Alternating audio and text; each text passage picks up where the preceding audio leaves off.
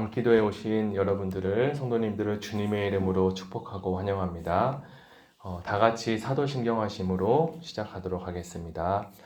나는 전능하신 아버지 하나님 천지의 창조주를 믿습니다. 나는 그의 유일하신 아들 우리 주 예수 그리스도를 믿습니다. 그는 성령으로 잉태되어 동정녀 마리아에게서 나시고 본디오 빌라도에게 고난을 받아 십자가에 못 박혀 죽으시고 장사된 지 사흘 만에 죽은 자 가운데서 다시 살아나셨으며 하늘에 오르시어 전능하신 아버지 하나님 우편에 앉아 계시다가 거기로부터 살아있는 자와 죽은 자를 심판하러 오십니다. 나는 성령을 믿으며 거룩한 공교회와 성도의 교제와 죄를 용서받는 것과 몸의 부활과 영생을 믿습니다. 아멘. 네, 오늘 말씀은 구약성경 시편 86편 1절에서 9절까지 말씀입니다. 시편 86편 1절에서 9절까지입니다.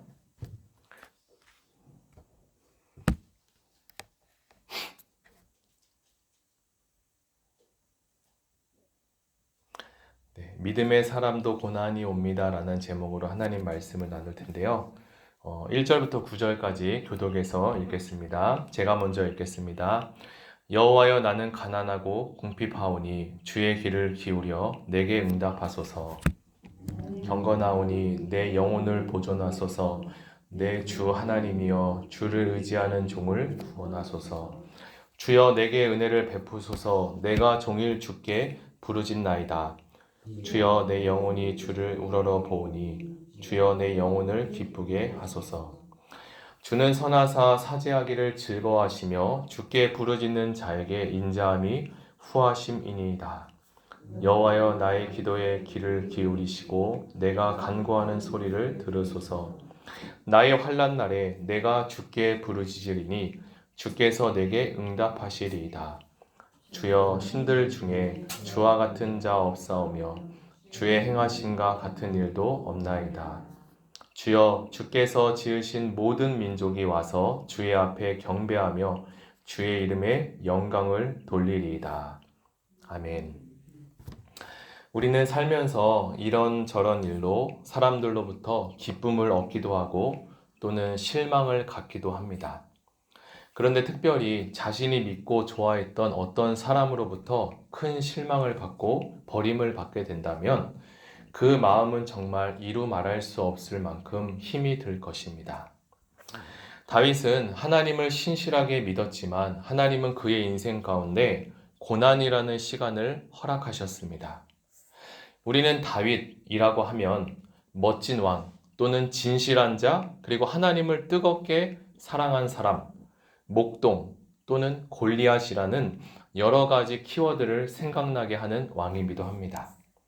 특별히 한국에 있는 성도들 중에는 다윗을 사랑하고 신앙적으로 본받고 싶은 성도도 많이 있다고 들었습니다. 그러나 다윗은 우리가 알고 있듯이 이렇게 멋지고 아름다운 모습만 있던 것이 아닙니다. 그에게는 찬란하게 빛나는 부분도 있었지만 그의 인생 가운데는 어둡고 그늘진 부분도 오랜 시간 있었다고 성경은 말하고 있습니다. 고난 속에서 기도하는 다윗을 보면 그의 심정도 한때는 우리와 별반 다르지 않겠구나라는 생각도 들게 합니다. 그러나 다윗은 자신의 운명을 원수들의 집요한 추격으로 절망적인 상황 속에서도 좌절하지 않고 끝까지 기도함으로 그 고난을 극복했습니다. 본문의 말씀은 극한의 절망적인 상황 속에서 오직 유일한 구원이 되신 하나님만을 바라본다면 어떠한 고난도 이길 수 있다는 비결을 우리에게 가르쳐 주고 있는 본문입니다. 하나님은 왜 선한 다윗에게 그토록 힘들고 어려운 고난을 허락하셨을까요? 신앙생활을 하다 보면 누구나 고난을 만나게 됩니다. 고난의 때가 되면 누구든 쉽게 이러한 질문을 해볼 수 있을 것입니다. 다윗은 고난이라는 시간을 지나면서 하나님이 어떤 분이신지를 더 배우게 되었습니다. 그렇다면 다윗은 하나님께 어떻게 그리고 무엇을 기도했는지 우리가 말씀을 통해서 살펴보도록 하겠습니다. 먼저 시를 쓴 이 시인인 다윗은 큰 환난을 당하여 고통스럽고 궁핍한 처지에서 하나님께 향해 기도하고 있었습니다. 물론 사람마다 고통의 종류는 다 조금씩 다를 수 있지만 누구든지 어려운 시기를 만날 수 있습니다. 사람이 너무 고통스럽고 어려우면 실수로 잘못된 선택을 하기도 합니다. 그러나 아무리 힘들고 어려운 일을 우리가 당할지라도 바로 그때가 죽을 때가 아니라 하나님의 은혜를 경험할 수 있는 좋은 기회이며 하나님께서 우리의 기도를 들으시고 응답하시는 하나님을 배울 수 있는 아름다운 시간이 될 수 있다는 사실을 우리는 기억해야 할 것입니다. 하나님은 사랑이 많으시어 우리가 당한 그 고난이 너무나 길게 하지 않으십니다. 그리고 하나님은 우리에게 약속하셨는데 우리가 감당할 수 있는 시험만 허락하신다고 합니다. 사실 지금까지 지나본 여러 가지 고난과 시험들을 생각해 보면 그 당시에는 정말 죽을 것 같고 너무나 고통스럽고 힘들었지만 지나고 보니까 죽지 않았고 살아 있었으며 하나님의 은혜가 더 풍성했던 것을 기억하게 됩니다. 그런데 당장 그 고난에 있을 때는 내가 겪고 있는 그 고난의 크기보다 2배, 3배, 10배 너무나 크게 그 고난이 다가오는 것이 우리를 힘들게 할 뿐입니다. 우리가 힘들 때는 고난 가운데 있는 자의 기도를 들어주시는 하나님이 있으심을 우리는 기억해야 합니다. 하나님은 우리가 공경 가운데 있을 때 하나님께 부르짖을 때 그 길을 막지 않으신다고 하십니다. 사실 고통이 너무 커져버리면 세상의 그 어느 것도 우리에게 도움이 될 수 없는 상황이 처해지기도 합니다. 그러나 엎드려 하나님께 나오면 하나님께서 우리에게 반드시 피할 길을 허락해 주신다고 약속하셨습니다. 오늘 우리가 읽은 2절의 본문에 보면 성경은 나는 경건하오니 내 영혼을 보존하소서라고 다윗은 고백합니다. 하나님께서는 이 경건한 자의 기도를 들으시고 보호하신다는 뜻을 말합니다. 여기서 경건하다라는 말씀은 무엇일까요? 바로 하나님의 말씀을 따라 살아가는 사람, 그리고 하나님을 닮아가는 사람을 뜻합니다. 우리가 말씀을 사랑하고 그리고 그 말씀에 순종하면 예수님의 인격을 닮아갈 수 있고 그분의 성품을 따라갈 수 있게 됩니다. 다윗의 인생에도 정말로 많은 고난이 찾아왔지만 결국 그 고난을 통해 주님의 성품에 닮은 자로 하나님은 빚어가셨습니다.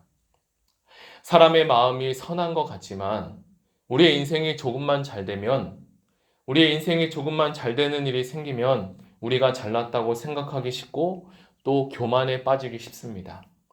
반대로 조금만 안 되는 일이 생기면 그러지 말아야 하는데 절망하고 낙심하기도 쉽습니다. 우리가 많이 들었던 예화인데 우리가 잘 알고 있는 종교개혁자 칼빈이 어느 날 하나님의 일을 하다가 크게 낙심이 되어 밥도 못 먹고 울상이 되어 있었던 적이 있습니다. 칼빈의 아내가 남편의 그런 모습을 보고 소복을 입고 나타났습니다. 칼빈이 아내에게 물었습니다. 여보, 누가 죽었소? 왜 소복을 입고 있소? 그러자 아내는 아니 당신이 죽는 울상을 하고 있길래 당신이 믿는 하나님이 죽은 줄 알고 소복을 입고 왔지 뭐예요? 라고 말을 했다고 합니다. 우리는 잘 되고 있다고 해서 교만해질 필요도 없고 안 되는 일이 있다고 해서 우울해하지 말아야 합니다. 우리는 잘 되던 안 되던 하나님과 동행하는 것이 중요합니다. 그래서 성경은 우리에게 쉬지 말고 기도하라고 말씀하십니다. 기도는 하나님과 동행하는 것입니다. 다윗도 언제나 하나님께 기도하던 사람입니다. 다윗이 그렇게 많은 고난을 통과하면서 견딜 수 있었던 것은 그가 하나님과 기도의 끈을 놓치지 않았기 때문에 그렇습니다. 고난 가운데 기도하면 하나님을 풍성히 알게 하십니다. 이스라엘 백성들이 멸망한 이유는 그들이 하나님을 알지 못했고 그들이 기도의 끈을 놓쳤기 때문입니다. 우리가 하나님을 깊이 알게 되면 우리 앞에 큰 고난이 찾아올지라도 겁내지 않게 됩니다. 하나님은 다윗처럼 부르짖는 자에게 후하게 베푸시는 선하신 분입니다. 다윗은 하나님이 자신의 기도를 들어주실 것을 확신하며 그분을 힘써 찬양하기로 맹세합니다. 전심으로 찬양하고 영원토록 그분의 이름에 영광을 돌리겠다고 다짐합니다. 교만하고 악한 대적들이 자신 앞에 있어도 자신 있게 하나님의 은혜를 의지하며 담대히 기도할 수 있었습니다. 하나님은 다윗의 그 믿음을 기쁘게 받으셨습니다. 사랑하는 성도 여러분, 믿음의 사람에게도 고난이 찾아옵니다. 여기서 문제는 그것을 어떻게 극복해야 하는가입니다. 그 문제의 답을 오늘 성경이 우리에게 말씀해주고 있는데요. 믿음의 사람 다윗도 고통 중에 있었습니다. 원수들에게 쌓여 있었습니다. 다윗은 수많은 역경을 겪었던 사람입니다. 그래서 하나님께 대적자들로부터 살려달라고 그는 호소했습니다. 때로는 밤낮으로 부르짖어 기도할 정도로 극심한 위험 가운데 처해 있기도 했습니다. 그런데 하나님은 다윗의 그 기도 소리를 들으시고 외면하지 않는다는 것입니다. 다윗은 문제만 보지 않고 문제 뒤에 계시는 하나님의 손길을 기대하고 기도했습니다. 기대 없는 기도는 힘이 없습니다. 응답받는 기도는 믿음과 함께 기도가 있어야 할 줄 믿습니다. 소망 있는 기도에 하나님의 응답이 있음을 우리는 믿어야 합니다. 하나님은 우리를 독수리 날개치며 올라가는 자로 창조하셨기 때문입니다. 이사야서 40장 31절에 소년이고 장정이고 넘어지며 자빠지되 여호와를 앙망하는 자는 새 힘을 얻을 것이라고 말씀하셨습니다. 날개치며 올라가며 다른 박질하여도 곤비치 않게 하겠다고 피곤치 않게 하시겠다고 주님이 말씀하셨습니다. 다윗은 자신의 모든 문제를 다 하나님께 의탁했습니다. 여호와를 바라보았더니 여호와를 앙망했더니 하나님께서 다윗에게 새 힘을 준 것입니다. 자신은 이제 하나님을 찬양하기로 결단했습니다. 이제 낙심은 그만, 이제 하나님 찬양하기로 그는 결정한 것입니다. 그리고 하나님의 이름을 높이어 앞으로 되어질 일을 기대하고 소망하기로 시작한 것입니다. 하나님은 다윗의 이런 기대와 그의 믿음에 부응하셨습니다. 이제 말씀을 정리하겠습니다.